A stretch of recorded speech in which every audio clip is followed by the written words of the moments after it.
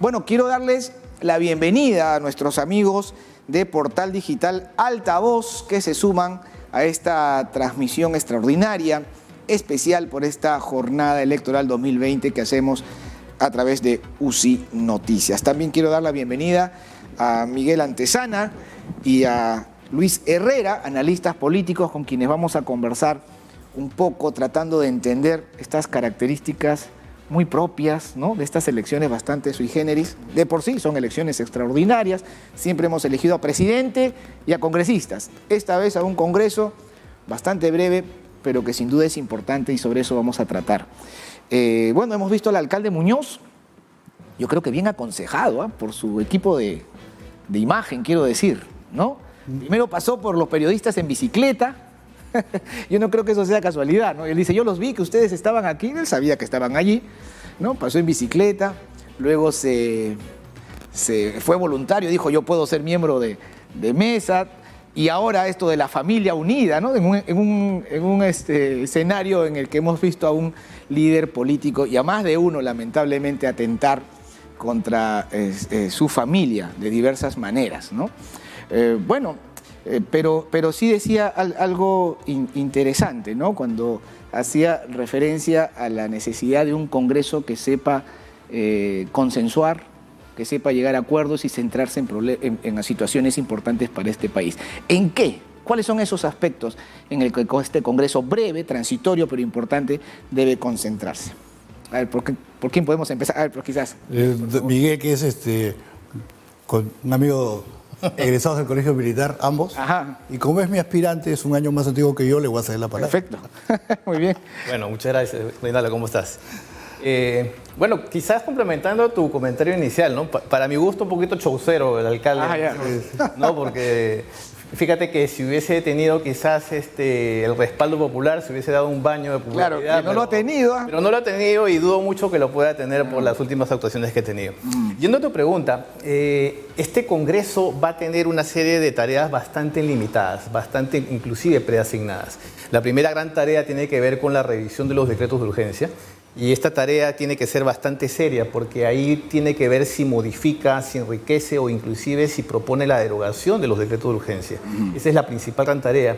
Y esa tarea posiblemente se la pueda tomar los próximos 6 meses. Porque estamos hablando ya de por lo menos, si los cálculos no me fallan, como 80 decretos de urgencia. Y ahí tiene que revisar. En segundo lugar, ojalá tenga tiempo y tenga la voluntad política de hacer un avance en lo que es la reforma política y la reforma electoral. Esto porque ya sabemos cómo ha sucedido los acontecimientos los últimos años y sobre todo porque la experiencia de esta última elección en el que se va a hacer uso por última vez del voto preferencial implicaría ver cómo reformulamos el sistema electoral para que de alguna manera vayamos empoderando más a la gente.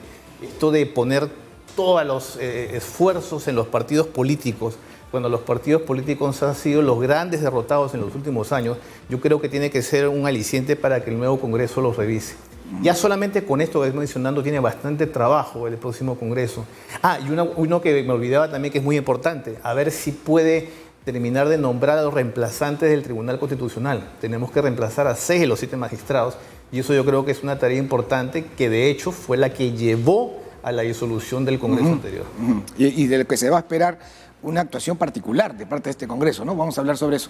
Por favor. Claro, lo que yo pensaría es que este Congreso tiene, sobre todo, que se inicia, una carga con respecto a la oferta, por lo cual se llega al tema de la disolución del Congreso anterior y se convoca este Congreso extraordinario, que es un Congreso que coordine, que ponga una agenda de desarrollo, tanto social como económica, y por eso el gran rol de este Congreso es mantener la estabilidad en los 14 meses que quedan hasta el año 21, sustancialmente en el tema político. Y para esto, sin dejar de lado, como dice Miguel, el rol fiscalizador, tiene que plantear también en conjunto con el Ejecutivo una apuesta de agenda. Y ahí viene el gran defecto de esta elección y que lo vemos con el tema de la ausencia de votantes, la apatía en general que hay en la elección. Claro. Los partidos no han logrado conectar con una oferta. Los partidos no han logrado presentar una oferta que sea, vamos a decir, interesante para la ciudadanía. Hasta la semana pasada que se pudieron presentar encuestas, el porcentaje de gente indecisa era casi el 50%. Hoy día puede verse reducido eso de repente hasta un 25%, pero va a ser altísimo. Sigue siendo importante. El gran problema va a ser, ok, ¿y cuál es el factor que va a decidir el voto? Definitivamente, apuesta por un programa, no lo va a hacer porque los partidos no han planteado programas. Entonces, tampoco por ningún personaje que haya marcado la diferencia, ¿no? Que haya entonces destacado. La corrida del voto se va a determinar en función al antivoto, o sea, el anti, y el gran problema que tiene nuestro país históricamente es cuando se vota justamente por el anti, pues. Porque no importa que ese candidato, ese partido sea bueno, sea malo, tenga o no tenga propuesta, pero no el otro. Pero no el otro. Entonces, ahora, ese es el gran problema que tiene este Congreso. Yo conversábamos más temprano con Alberto Bayac y él me decía que él creía, no somos pitonizos, pero sí podemos tratar de buscar una aproximación del análisis de la situación, ¿no? Que este iba a ser un Congreso fragmentado, pero equilibrado. Porque por un lado la gente buscaría castigar a los partidos políticos que alguna vez tuvieron representantes que no hicieron las cosas bien, pero por otro lado también hay un sector importante que le va a buscar una oposición al Ejecutivo actualmente, y que eso de alguna manera equiparía las cosas. En ese posible escenario, salvo que tengan una mirada diferente y que la puedan explicar, ¿es posible consenso para temas centrales, que es lo que ustedes han planteado? Yo creo que ciertamente va a haber un Congreso que va a estar distribuido en 6 o 7 partidos a lo mucho. No necesariamente pensar que va a ser un Congreso opositor. Yo creo que necesariamente tiene que ser un Congreso conciliador para que precisamente borrar de alguna manera la imagen del Congreso anterior. Recordemos que la institución como tal, el Congreso, está muy desprestigiada, tiene una reputación muy mala en la sociedad. Entonces tiene la oportunidad de recuperar en algo la confianza de la población. Por lo tanto, no le conviene ser un opositor a rajatabla, un Congreso que obstruye todas las iniciativas del Ejecutivo como vino siendo el anterior Congreso. Lo que yo creo que sí también va a suceder es que puede ser una sorpresa la representación de algunos partidos que antes no tuvieron figuración. Y eso también es interesante porque refleja ese rechazo a los partidos políticos tradicionales. Si esa es la tendencia, para el próximo año también pudiéramos ver lo mismo, que haya nuevos partidos en el Congreso y que los partidos tradicionales a su vez vayan perdiendo presencia. Y no necesariamente por culpa de los nuevos partidos, sino por la gente que llevan a la lista de los congresistas, que viene a ser la misma gente, o gente con antecedentes, o gente que visiblemente no va a aportar mucho al Congreso. ¿Cómo lo ves? El gran problema aquí siguen siendo los partidos que llevan en sus listas gente pues, que tiene serios problemas, ¿no? Y eso obviamente agudiza la apatía que tiene la ciudadanía en general con respecto a una elección. Como digo, la oferta de la disolución del Congreso anterior fue vamos a un mejor Congreso, pero ha habido una mejor oferta, hay mejores personajes. La verdad es que hemos visto cosas variopintas en esta elección, donde lo más que se ha podido discutir o lo que ha salido más en medios ha sido la entrega de un jabón, ¿no? Claro. que la discusión de una propuesta real. Las denuncias de los congresistas. Ahora, yo no sé qué tanto podemos decir que la gente va a castigar a los partidos que tenían representación anterior, porque si bien es cierto, como siempre digo, yo solamente confío en las encuestas que yo mismo hago, porque puedo supervisar la realización de la encuesta, sí. Las encuestas que hasta hace una semana salían daba Acción Popular punteando en la elección. Y Acción Popular ha tenido representación en todos los congresos anteriores. Y todos los congresos anteriores han sido malos, ¿no? Entonces, creo que sustancialmente aquí la ciudadanía está efectivamente buscando una opción nueva, y como no la encuentra, eso es lo que explica el alto nivel de ausentismo, ¿no? Y también el otro componente es el antivoto. El antivoto generado sobre todo por los esquemas mediáticos, o sea, por toda esta andanada de temas que se han mantenido en los medios de comunicación en los últimos 3 años y medio, ¿no?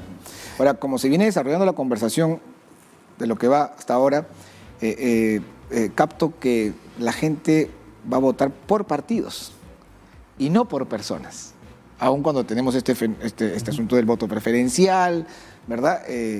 Y si es así, ustedes me dirán, ¿a qué se debe?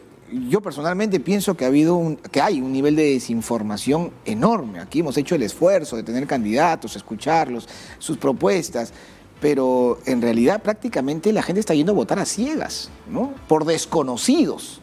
y entonces la tendencia va a ser votar por el partido de mi mayor simpatía o del antivoto, ¿verdad? Pero no necesariamente por personas.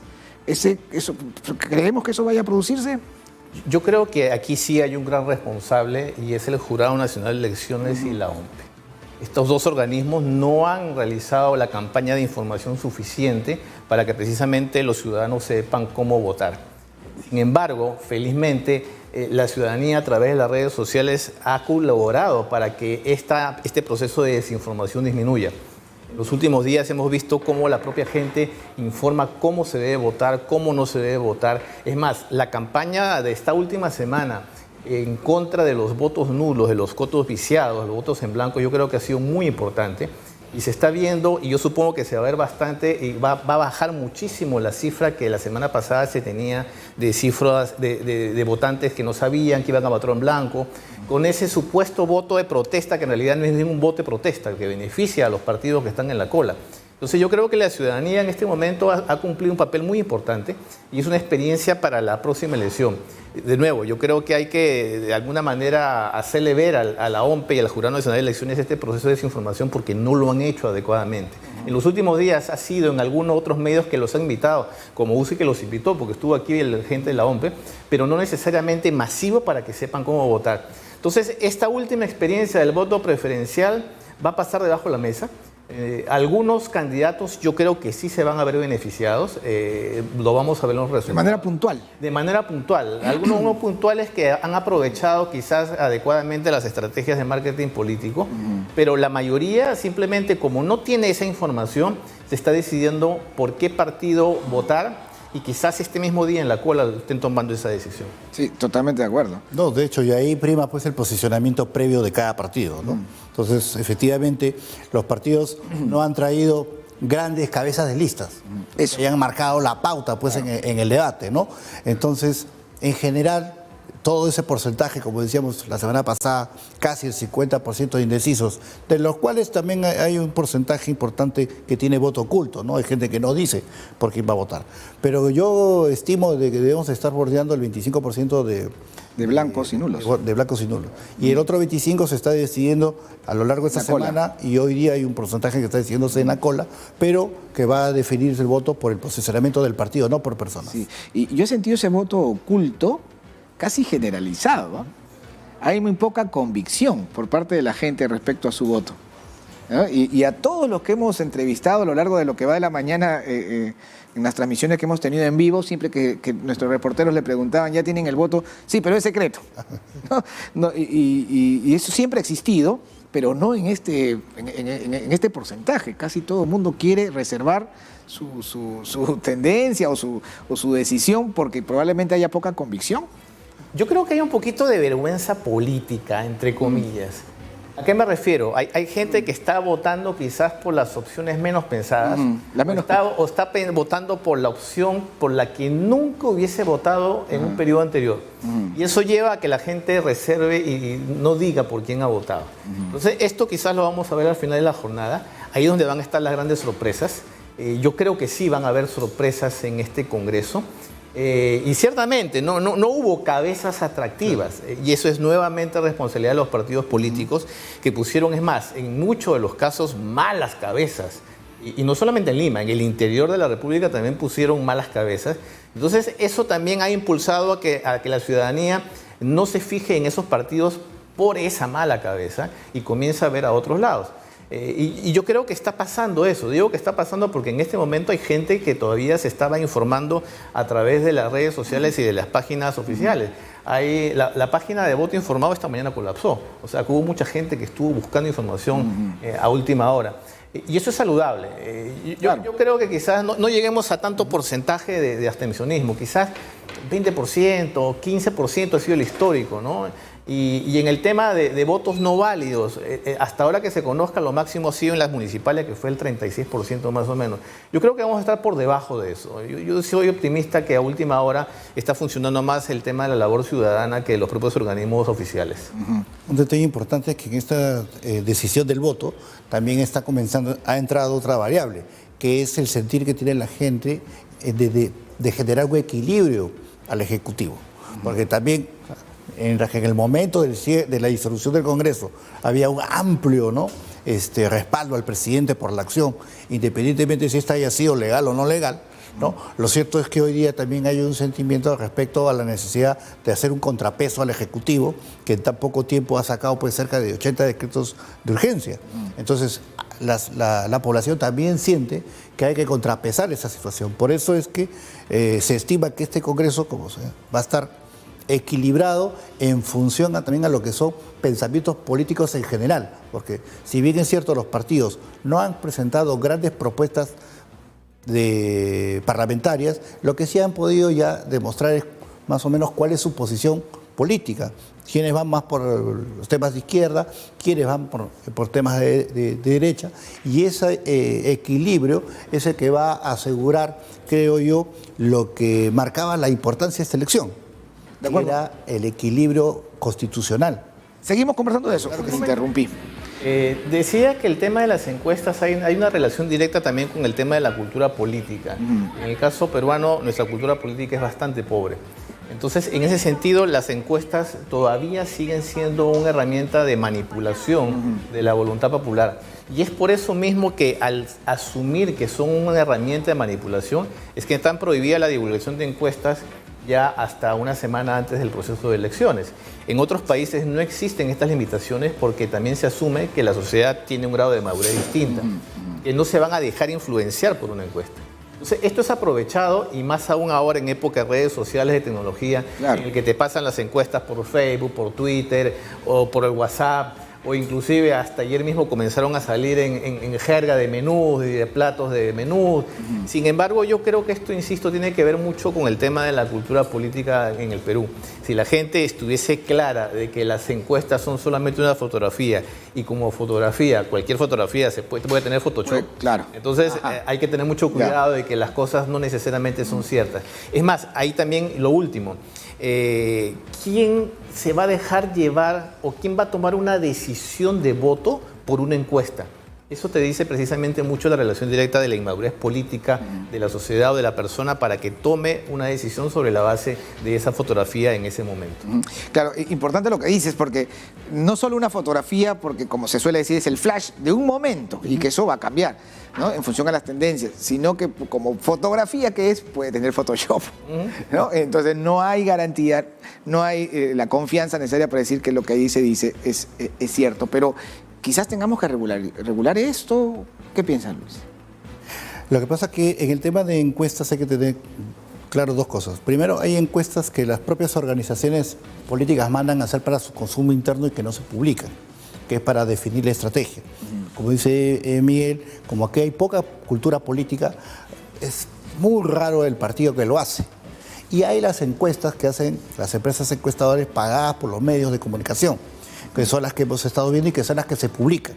Entonces, el primer cuestionamiento con estas encuestas es el tamaño de la muestra que utilizan para poder decir de que hay pues una foto nacional real, ¿no? Claro. Una encuesta con 1.200 tomas, 1.250 tomas a nivel nacional es muy poco representativa, ¿no? O sea, es bien difícil poder estructurar una decisión o una idea en función a ese resultado. En segundo lugar, no ha habido pues a lo largo de esta elección extraordinaria una serie de encuestas que permitan hablar de definir una tendencia, ¿no? Entonces, en general, las encuestas de este proceso electoral son poco confiables, muy poco confiables. Ahora, ¿qué hay que regularlo? Sí, dentro del tema de la modificación de la reforma política, sobre todo que el tema de partidos políticos, se puede tratar justamente este tema, ¿no? Pero comparto plenamente lo dicho, ¿no? Las encuestas hoy en día sustancialmente sirven para manipular y a los candidatos les sirven también para un tema de recolección de fondos, porque los candidatos van y les muestran, oye, mira, voy primero. Voy con esto, ¿no? Entonces, esos son los fines que más tienen las encuestas hoy por hoy, pero muy poco el que se pueda tomar decisiones reales en función a ellas. De acuerdo, nos ha ganado el tiempo, no sé si algo que quieran compartir. No, quizás hacer una exhortación a la gente que todavía no ha decidido salir a votar, que lo haga. Hasta las 4 de la tarde es el proceso de votación. Así como, como tiene la capacidad de meterse a las redes sociales 15 minutos todos los días y averiguar cualquier cosa, métase a las páginas informativas y vea cuál es el candidato de su preferencia, pero vote, que no vote en blanco, que no vote viciado, que no vote nulo. De acuerdo, Luis. No, bueno, yo ahí voy a discrepar un poco con Miguel en el sentido de que yo creo que el ciudadano debe tomar su mejor decisión. Ir o no ir a votar es una decisión personal y es parte de su derecho. Porque también parte de la reforma política a discutir hacia adelante es si el voto debe seguir siendo obligatorio o no, ¿no? Es obligación de los partidos construir propuestas que haga que el elector tenga el interés de ir a votar. Si no, siempre vamos a seguir con los problemas que tenemos. Y no es la idea. Y esos son los temas que nos quedan por discutir, ¿no? En cuanto a reforma electoral, por ejemplo, si voto obligatorio, el tema de lo hiciste mención del voto preferencial, incluso la bicameralidad. Ojalá y este tema y este Congreso pueda avanzar un poco en esos asuntos también. Muchas gracias. Gracias por su presencia. Hemos estado acompañados de los analistas políticos Miguel Antezana y Luis Herrera. Nos vamos a una pausa, volvemos con más. Esta es una transmisión extraordinaria, les estamos llevando de diferentes puntos de la capital y del país cómo se viene desarrollando este proceso electoral en el que esperamos elegir a nuestros próximos 130 representantes en este Congreso transitorio, pero sin duda importante para la democracia peruana. Volvemos con más.